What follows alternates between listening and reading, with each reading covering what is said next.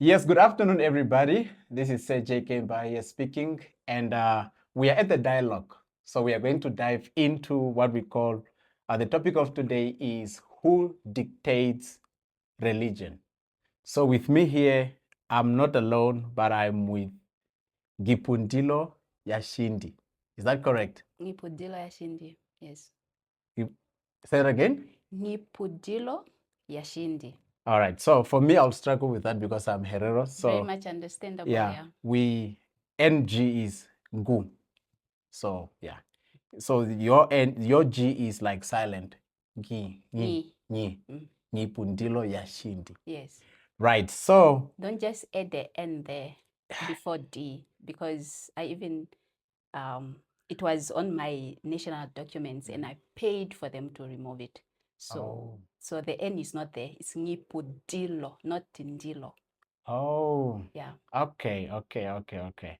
Right. So today, as I've said before, I'm honored to have you here on this platform called The Dialogue with Sir J.K. Mbaha. So I want us to dive into religion.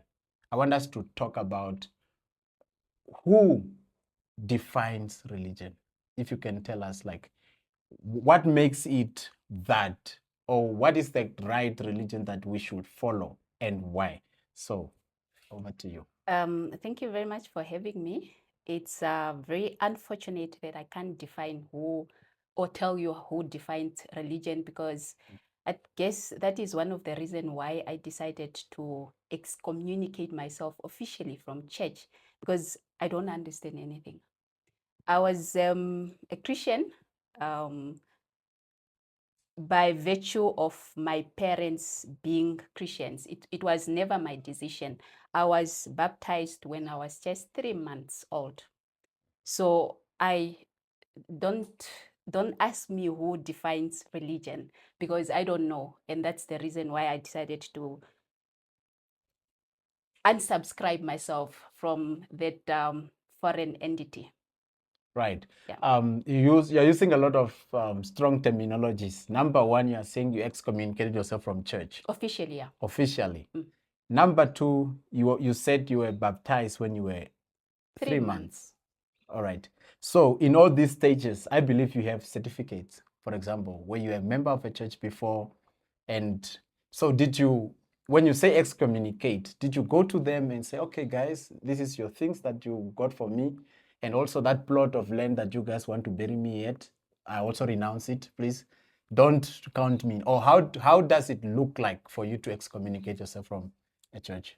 Okay, well, when I turned 33 years of age some years ago, I woke up one day, it was on the 14th of October, and the world looked different. It's like I've been asleep my whole life.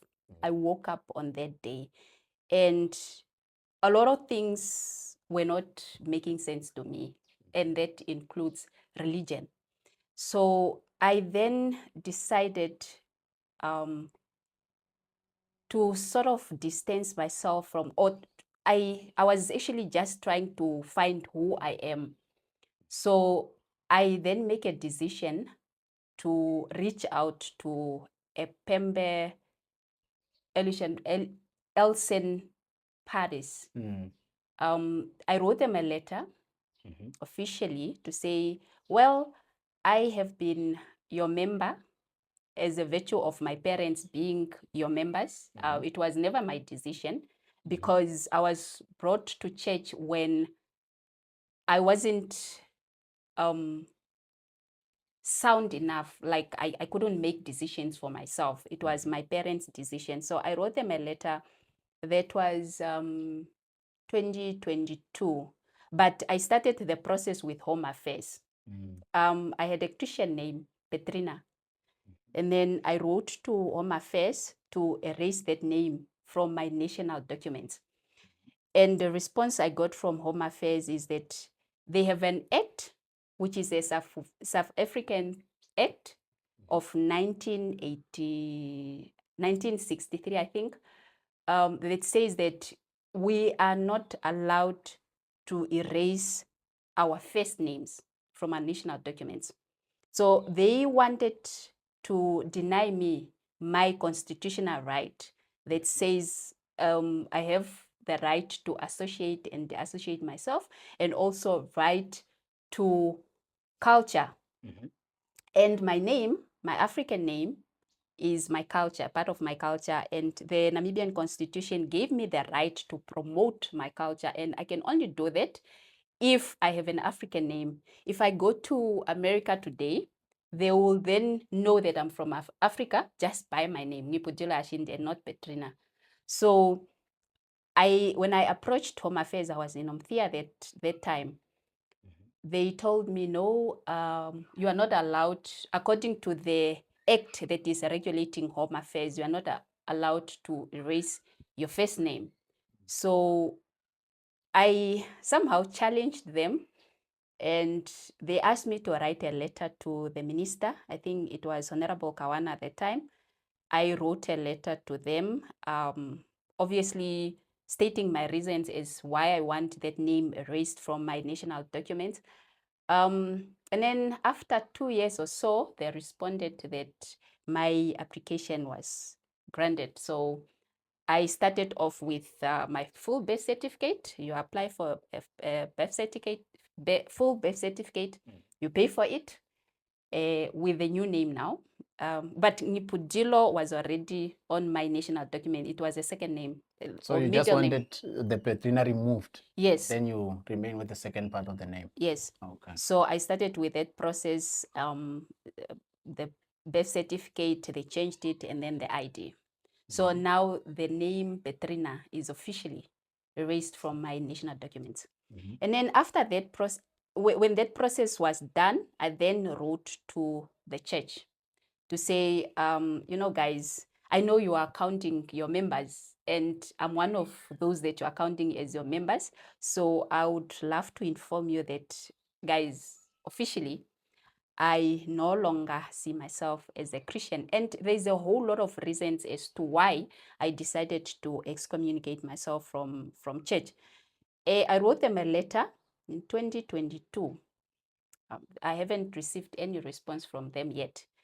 I don't know if they have accepted my letter, or they are still discussing it, or are they going to respond or not. Maybe you are an important member of their church. And did you follow up on those? I would love to follow up. I think somehow I'm just trying to think if I can go to church one Sunday and just to ask them, because when I wrote them a letter, the church was not having a pastor.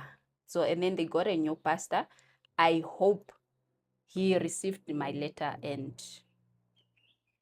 maybe, I don't know, they erased my name, or they are still keeping my name. I don't know, because I told them, even if I die today, I don't want any representative of heaven, the pastor, coming to my burial and apparently bless my lifeless body or my grave.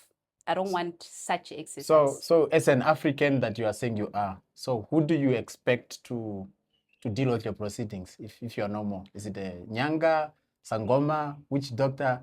Which ones do you want to be there? To be there as in what sense? Because, I mean, culturally, burials are family events, just as weddings. No need of a pastor to come there and bless. We get blessings from our relatives, from our parents. So if my parents are no longer there, obviously family members are there, they just bury me. They no need of any ritual. If they so wish, I mean, we had our ways of burying our loved ones. If they can perform that to my lifeless body, I'll appreciate. But a man of God. So in your culture, what are those rituals? Like traditionally, if your person dies, what happens? Or at their burial, at the grave? It depends also on clans. Like, what do they do? Do they just bury you as you go? Do they perform some rituals? I don't know. Yeah, but for you, you are from a certain clan in Yes. the Bambo community. Yeah. What is your clan and what do they do? I don't know I don't know what they do, because they sort of lost their ways of living as Africans. We are now Europeans. We don't know who we are anymore. And that's why I decided I'm not going to go with the flow anymore. I'm trying to go back if possible, which I'm struggling to, because, you know, as we were now being civilized, we lost some of our things, and then we ended up picking up the colonizers' ways of life. So if there are no rituals to be performed by my family members, I will appreciate. They just put my body in the grave and then they cover it. That's it. Instead of now having some rituals, rituals being performed on my body, I don't want that. So, like, I might be wrong, but most of the graveyards, especially in the northern part of Namibia, belongs to mostly 𝐿SAIN, but maybe also Anglican or whatever. Yes. But then in that regard, so where do you see yourself being buried if most of those graveyards belong to entities that are spiritual based, or let me say churches? Fortunately, both my parents or the family members that died, none of them were buried at church graveyard. We have our community graveyards. Those that are buried at church graveyards are considered to be Christians or church members of that specific church, but we have the community graveyards, and most of my family members, both paternal and maternal, are buried at community graveyards, and that is where I'll be buried. Good. So what is your issue with church in particular, tying it with your African religion, or where is the catch? Why don't you want to identify yourself with church? Because first of all, when I heard your story, I thought maybe you were like in Pentecostal churches, to say, but then I'm noticing that nice religion, like just like any other Namibian, to be in church. So what is the wrong thing that Namibians are, or what is the wrong thing about the church? You're asking what is my issue with church. I don't have any issue with church. I just don't want to go with the flow. I've decided to find myself as an individual. Who am I in Namibia, in Africa, in the world? Do you believe in prayer? No. Why should I pray? So as I decided not to go with the flow, I then decided to ask. I question things.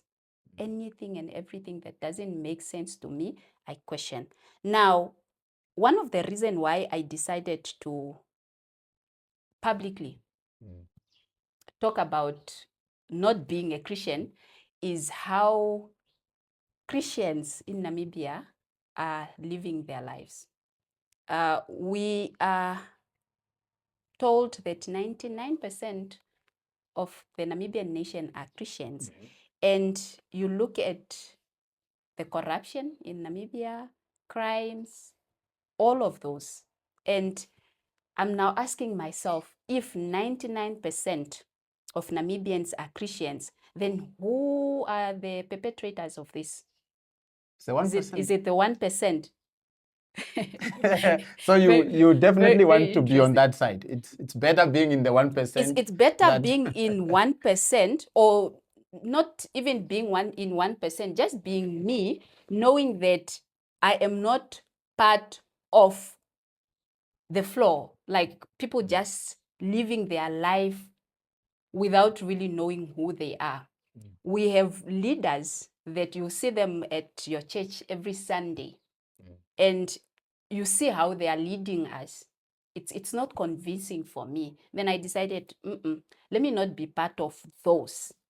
Rather, I should live myself as an individual soul that I know who I am, than just believing in things that I don't know. So because I I know people go to church because they believe. They are believers. But what do you believe in? And maybe we need to define believing. What is believing? Why do you believe? Because I see, or I look at it as, you know, when someone believes, they don't know. They just believe, and they don't have the courage to ask, to question things that they believe in. We were told you don't question religion things, you don't question God, you just pray. And I ask myself, you ask if I do pray, and I'm asking myself, why should I? Who do I pray to?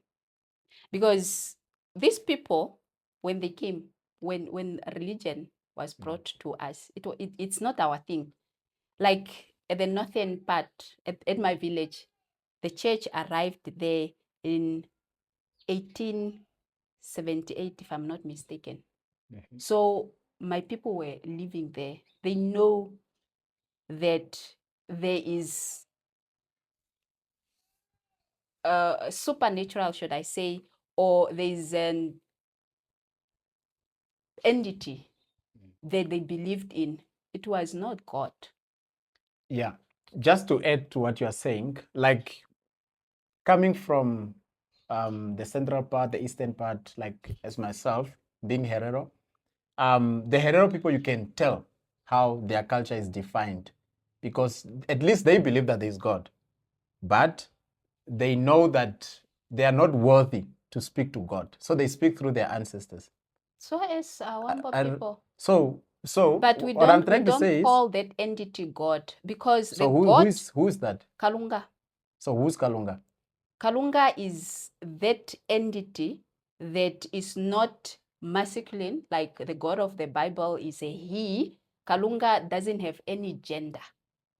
So so your issue is now gender now. So you believe that there's God, even No. if it's female or male? I believe, based on the Western religion, I believe they are gods because they brought one of their gods to us.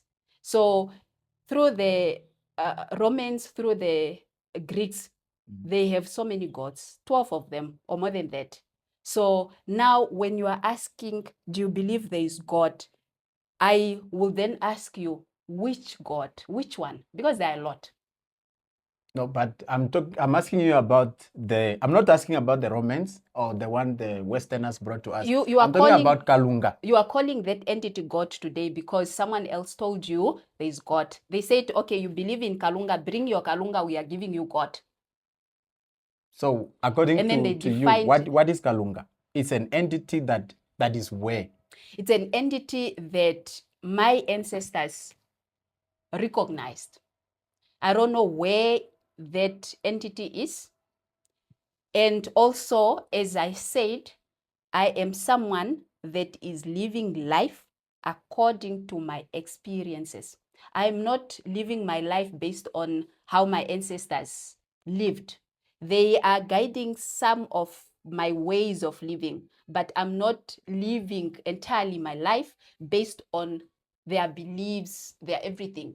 I'm a soul, an independent soul that decided to come on this planet, specifically in Namibia, Africa, for a reason, a purpose, the purpose that I found to be me, and not live life according to other people's experiences. I'm here to experience life in its totality through my very own ways. So what do you believe in? I don't believe, not even in believing itself. I just live life. So you don't believe in anything? You don't I experience life. And so when you speak about life and experiencing it, how does it look like to experience life without God, without Kalunga, who is an entity according to you that I don't know where it is? I don't know. Do you know where Kalunga is? For me, I believe in God. You believe? And I believe that God is in heaven. Where is heaven? Heaven is above. Where? Where we cannot see. Where we cannot see. And so you can't see above? It's beyond. So when I look at heaven, I don't see like this is where God is, but I believe that there is God. So where did you get your belief from? That, This belief that you have, you got it from where? Were you born with it? no, I was not born with it, but I believe. Someone introduced you to that. Yes, because I believe, I was taught that even me, before I became born again as a Christian believer, I was told by my parents that no, there is God, and my parents pray. They used to pray and saying that, okay, there is God, but then the way they believe that, okay, we have ancestors that has gone before us, so we, as people on earth, we are sinners, we are not worthy of God, so we speak to... So you are a sinner. Listen to what I'm saying. Because yes, they told us that we are sinners and we are not worthy of God. Yes, I believe them. And we are not worthy of God. So our ancestors has gone before us. This is according to them now, before I became born again. So we speak to them. We speak to Mbaha, we speak to 𝐿𝐼𝐻𝐷𝐿, we speak to 𝐻𝐵𝒂𝒉𝒂𝒂, all these guys that has gone before us. That is how they taught us. Then from there, when I became now of age, then I noticed like, oh no, man. So there is God. Yes, there is God.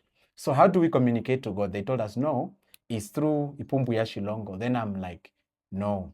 It's when now I started to read the Bible for myself. Then I started going to church. Then now I believe that, okay, there is God and Jesus Christ is our Lord and Savior. So we don't need now to go through the ancestors because they are already dead. We don't even know where they are. So we say rest in peace. How do you reach to your God now? By the Spirit of God. How? By prayer. So who do you pray to? I pray to God. God. Yes. You mentioned Jesus Christ. Yeah, because he is my Savior. How? He came to die for me. He died for my sins. It's recorded in the Bible. And I read unless you don't read the Bible. No, I trust me. As you said that you don't believe in God. Trust me, the reason why I decided to do away with religion is because I read the Bible and I understood it. I have all the versions of the Bible. I read them. I've seen the contradictions, and I decided I'm not living my life based on a book. So when you say versions, is it the same like Christian Bible, or is other books that are added to the Bible? Christian Bible, like the King James, the NIV, James, the Egyptian, all those. All those you have read. And the New Living, what. And then after you have read all these books is when you came to a conclusion that... It took me about over 5 years studying or reading. I actually did a comparative study of those versions of the Bible. Then you came to a conclusion that... I don't know if... What was your conclusion? It's the translation. I felt like the book... I'm sorry, but I just have to say this. And I'm sorry because I belong to a political party. I participate in politics. You find people saying, no, you don't need to be a non-Christian because you'll be, leading people, Christians, and it might impact negatively my political party. This is me as Nghipudilo Shiindi. And I'm saying, when I read the book, it sounded as if it's written by mad people like myself. So it didn't sound as if it's inspired by the Holy Spirit, as we're told. When you are a politician, you are expected to pretend by your followers or those that are liking what you're doing. So when I left church, I spoke about it, and many people were like, no, you are now in politics, you are a member of IPC, you are not supposed to talk about religion. People shouldn't know that you are no longer a Christian because how do you expect people that are voting the party are Christians? I don't have issues with them being Christians, but I should also be allowed to live independently in an independent Namibia as a non-Christian, and people should also know. They shouldn't expect me to pretend to be praying. I was a counselor in Omthia, and when people are praying at those, let's say, council meetings, they kick off with a prayer, and I always have an issue with that Namibia being a secular state, they should recognize the presence of non-Christians or other. We have different belief systems. We have those ones that don't pray, like myself. I should not be forcefully be subjected to praying. When they are praying, they should know I don't pray, and they should respect that. So just on that note, if it's you in the room with 10 people that believe in prayer, so on your account, you are telling us that prayer should not be conducted because you are in the room. No. As I gave you an example when I was a counselor in Omthia, you find politicians praying to God, their God, I don't know which one, inviting him in the room, and throughout the meeting, you can tell that they are lying in the presence of God. And in the end, they close off the meeting with the prayer, but you know, throughout the light. So I do not have an issue with people praying, but allow me to be a non-prayer individual in the room, and don't force me to pray. So who's forcing you to pray? Have they ever asked you to pray? No, they say, stand up, let's pray. When they are standing up, I'll sit because I'm not praying. So, and then obviously they will look at you weirdly and they will be like, so you are not a Christian, a Christian. And when you are not a Christian, then they expect you not to participate in politics.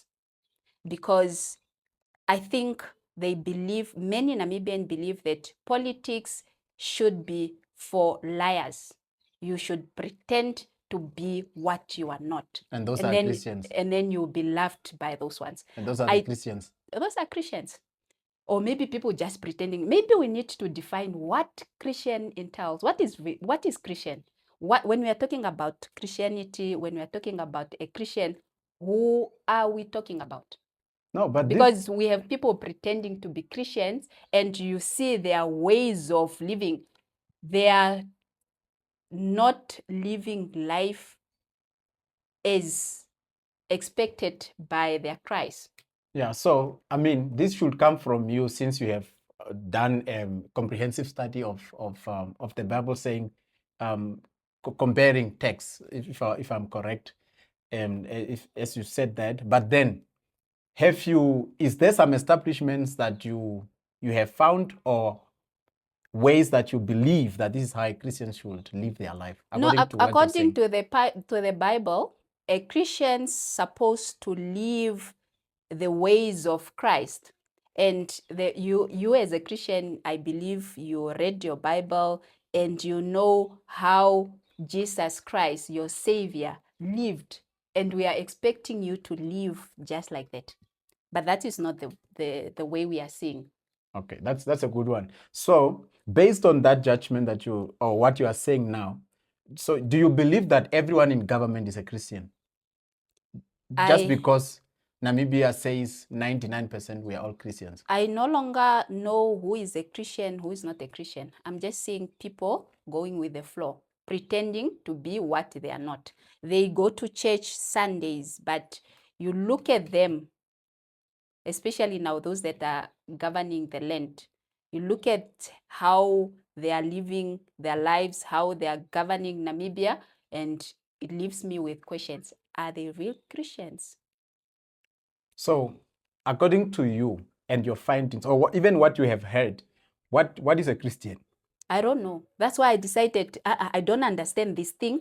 Let me remove myself. Because I can't just be following things that I don't understand and I'm now questioning it. Maybe you'll be in the good position to tell me who is a Christian, since you are one of them.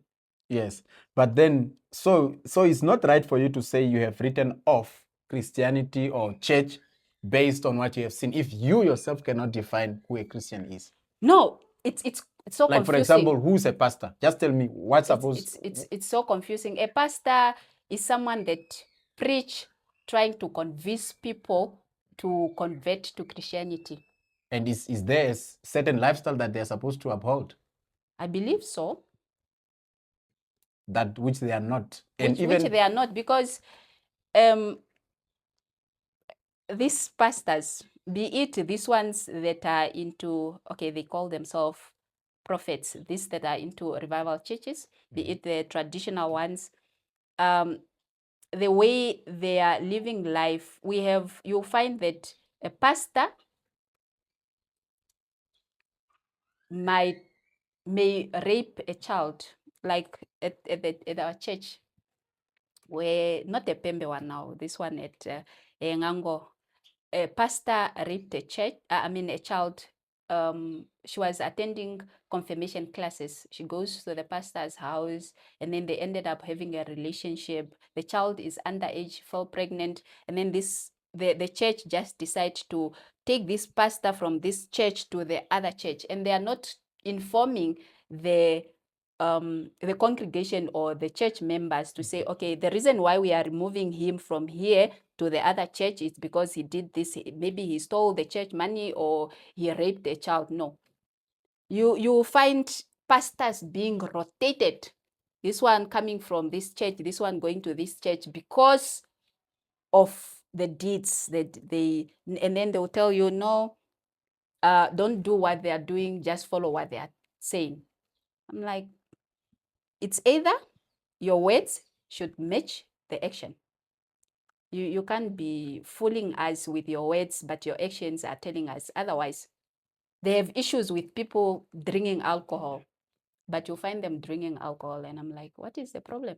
Yesterday, you were at church preaching to us that alcohol is a bad thing, yet your savior turned my water into alcohol. And they were all drunk. They're all drunk. So, what is your advice to someone that you feel are like you, and now you are a free person, you don't believe in nothing, and so forth? So what is your advice to someone that feels trapped in religion? I don't want to convert anyone. That's why I don't go around preaching to people. I want people to find themselves, because ever since I stepped out of church, I live like a bird, free as I'm supposed to be, as a free soul on this planet. I sleep peacefully without fear of going to hell or burning in hell. I no longer live in fear. Fear left me the day I left the church. So if you want to find yourself, and I'm a bit skeptical of saying this because I don't want to convert anyone. I want people to find themselves. And as a mother, I have a daughter. I always tell her to be herself. She's a Christian, by the way.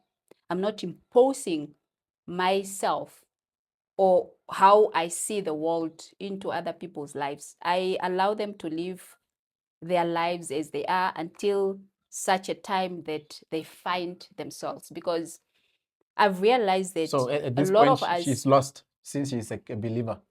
She's yet to find herself. And as a mother, you are just allowing them. She's yet to find herself. No, I guide her. She knows where I stand. She starts also to question, but she's yet to be of age. I can't make a decision on her behalf like what my parents did to me. But how did she become a Christian if she's not yet of age? And how do you know that she's a Christian?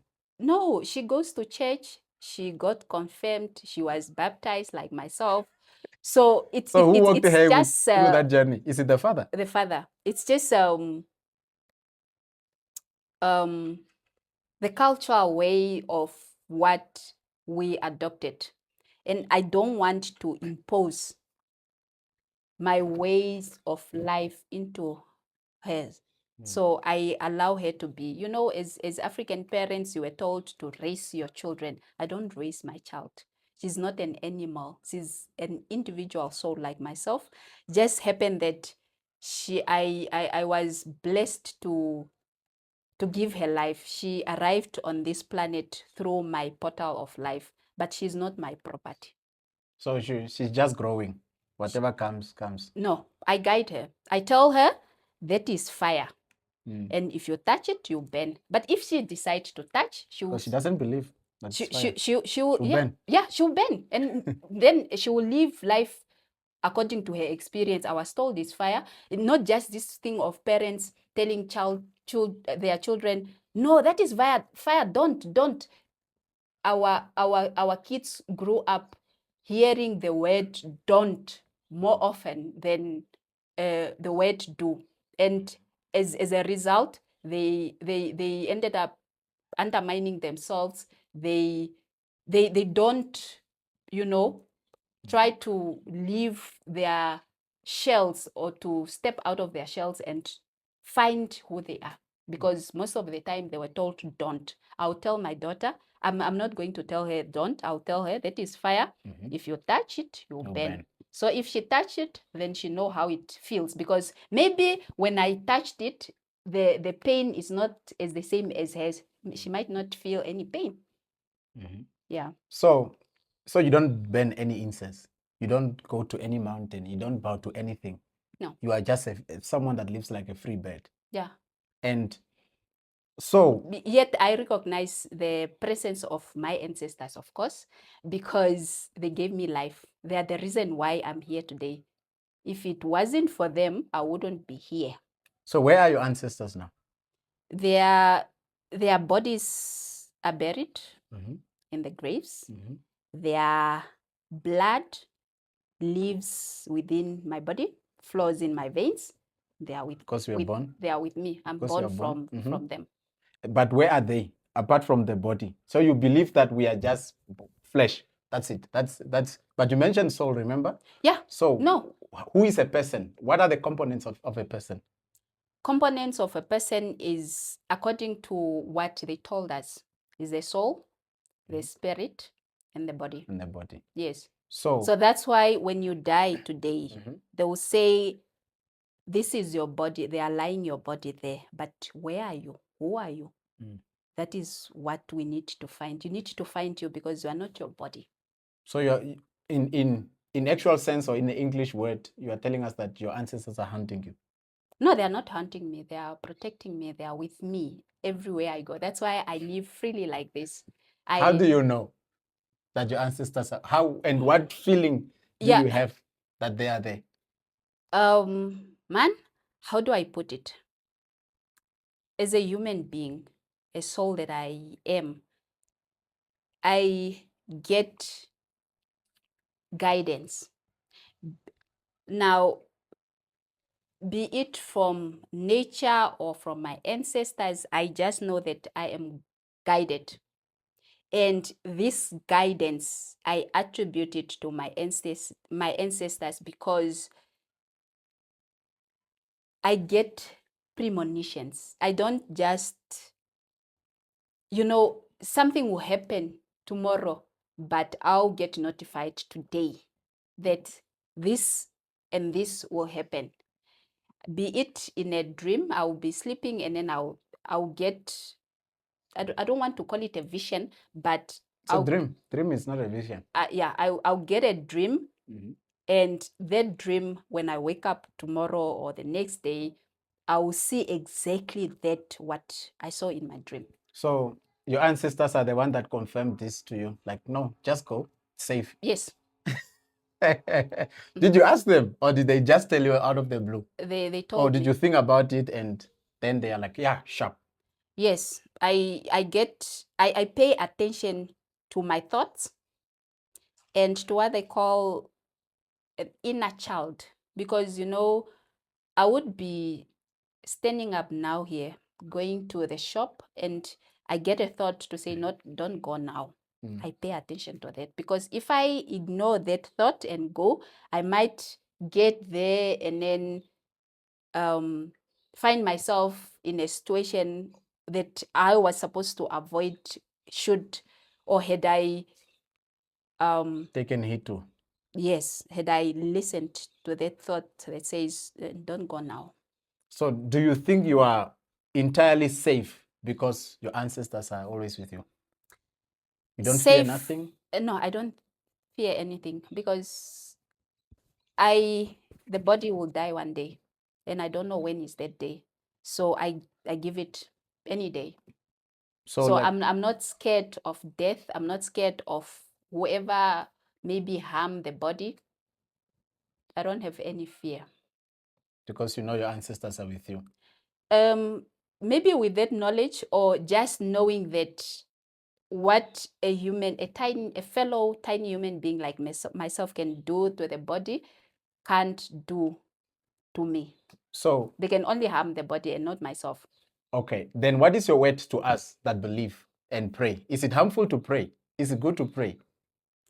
What might be good to you might not be good to me, and what might be bad to me might not be bad to you. So I don't know. So you do you as a human being, and then you allow me to do me. So we are still fine. We can still continue praying.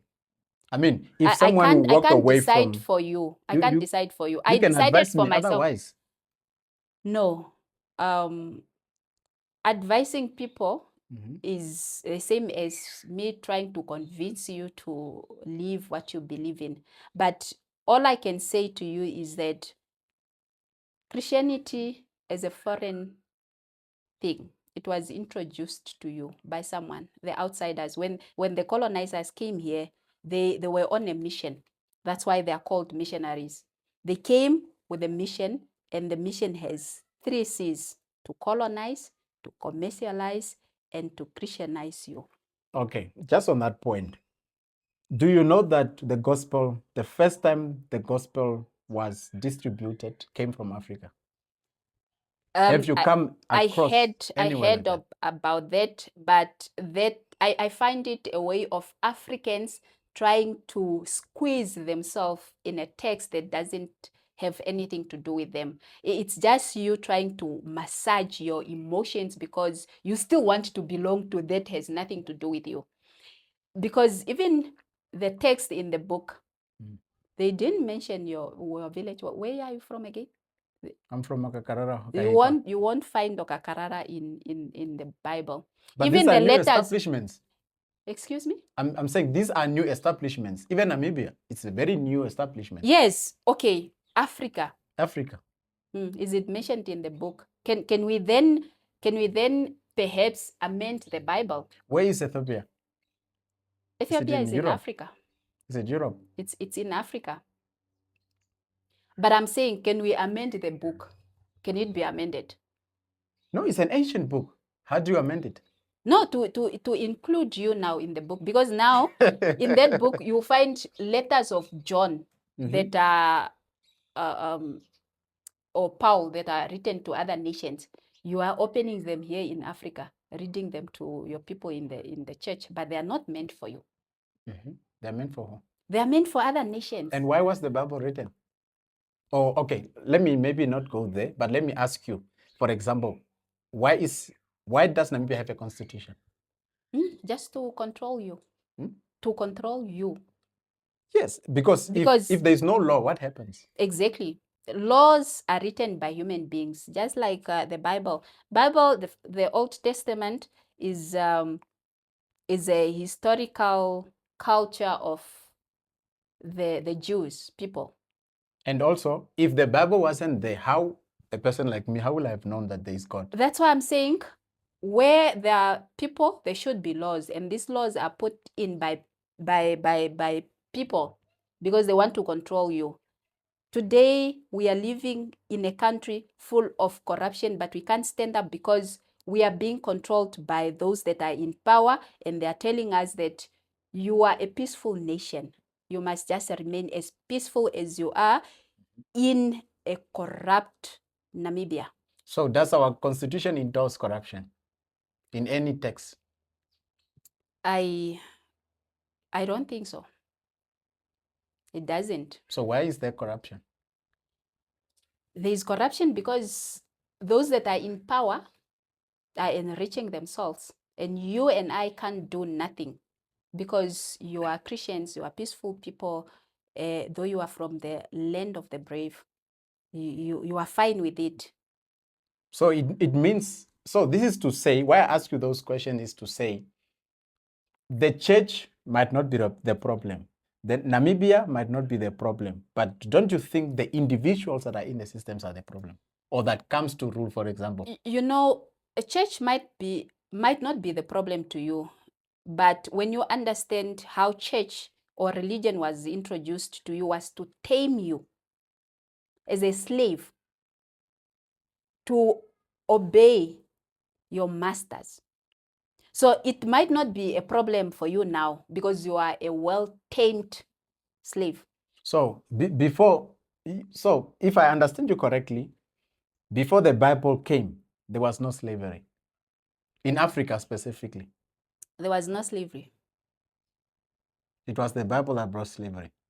No, those that came to enslave us came with the Bible. To say, okay, they first came and then they realized, these people are so powerful. They have their things. They know how to maybe manipulate the energies. They know how to work with nature. We can't defeat them or we can't enslave them where they are now. We need to uproot them. And then they brought the Bible to say, you know what? God is saying this. You need to leave this. This is witchcraft. Because they didn't understand the craft that our people were performing. And then they called it witchcraft. Is that bad? And in witchcraft, I think we got it wrong. They were asking, which craft are you performing? And then you tamed it to witchcraft. It's a bad thing. Leave it. Is witchcraft nice? Is it good? Depending on how you are seeing it, what is witchcraft? No, what happens? Like poisoning someone to death. It's part of witchcraft, isn't it? So poisoning someone is witchcraft also. And you want them to die. Is it not part of being an African? No, I'm asking, giving someone poison is also listed as part of witchcraft. Yes, because it's an evil practice. So anything evil is witchcraft. 100%. Do you know that our ancestors, when they were protecting themselves, they also performed the craft which they didn't understand. Just like Jesus Christ was performing his witchcraft that you call miracles today, is the same thing. They were doing some of these things to protect themselves and not to harm anyone. There are those ones that now came to use it in a harmful way. But most of them was being performed for protection. And where do you think they got the powers from? From the devil. Is the devil that powerful over your God, that the devil allowed these people to perform their witchcraft so powerful and your God couldn't say or lift his fingers to They're stop performing it against who? Are they not killing themselves? No. As I said, some of these were protecting themselves. Like there's a history of a man that was being, or is a lady that was put in a hut by the colonizers. They were going to kill her, but she, how do we call it? Is it body shifting? She turned into a snake, and then they just saw a snake leaving the hut going, and then later she turned back into her natural body, saving herself. What do you call that? Is it a miracle or a witchcraft? I don't know what you call witchcraft and miracle. So it's something powerful that you can't tell how it was performed. When you are a church, you call it miracle. But when it's performed by a black person, you call it witchcraft. So I don't know how you want to tame it. So but that is how the person saved herself from being killed by those people. So then why do we have a problem with a politician lying to save their career? How is that wrong? It's very wrong, because I don't believe politicians are in power for career purposes. They are there to serve us as a nation. Is politics not a career? It's not supposed to be a career. Leadership is not a career. No. I'm not talking about politics. Politics is not just about leadership. It's a career. It's just that people possess leadership positions. No, people like you. Are you a politician, but are you leading? No. At the moment, yes. I'm not. But you're a politician. I am a politician. It's not a career. I also didn't join politics for career purposes. I joined politics because that is the only way I can air my voice and my anger in the country, because I don't like how these people are leading my Namibia. So, and that forced me to stand up and speak up. And I can only air my voice when I joined politics. That's the only way they can listen to me. Conclusively, Shiindi, what is your final words to a Namibian that has just followed us in terms of belief and what they should believe in? And yeah, what is your word? And those that are Christians, I'm sure you love us, honestly. Yeah. So what is your final words?